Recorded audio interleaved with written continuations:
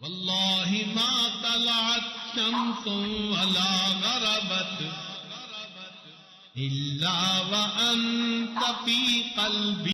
اللہ اکبر کبیرہ۔ اللہ رب العزت علیم و خبیر ہیں۔ انہوں نے قرآن مجید میں ایک ترتیب دی ہے، ان السمع والبصر والفؤاد کل اولئک کان عنہ مسئولا۔ ترتیب شروع کی سماعت سے۔ انسان حیران ہوتا ہے کہ سماعت سے کیوں؟ اس لیے کہ اصل فتنے کی ابتدا سماعت سے ہی شروع ہوتی ہے۔ آپ غور کریں، کتنے لوگ ہوتے ہیں جی آواز اچھی لگ گئی،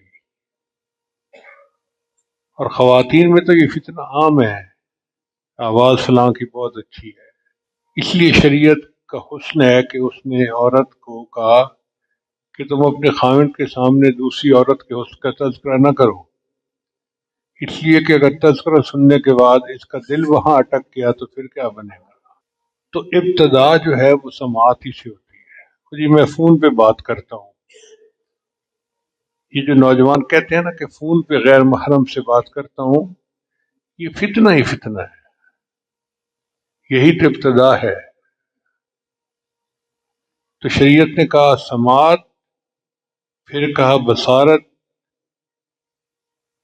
پہلے بات کرنے کو دل چاہتا ہے، پھر دیکھنے کو بھی دل چاہتا ہے، اور جب دیکھ لیا تو پھر گناہ کو تمنا دل میں ہوتی ہے۔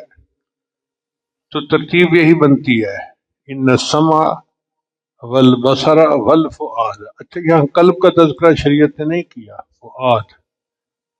قلب ایک مکان کو کہتے ہیں اور فؤاد اس کے مکین کہتے ہیں۔ چونکہ گناہ مکین کرتا ہے اس لیے فؤاد کا تذکرہ کیا، قلب کا تذکرہ نہیں کیا۔ یہ حسن شریعت ہے، یہ قرآن مجید کی اعجاز ہے۔ ان السمع والبصر والفؤاد کل اولئک کان عنہ مسئولا۔ اللہ تعالیٰ فرماتے ہیں کہ قیامت کے دن ان سب کے بارے میں الگ الگ سوال ہو۔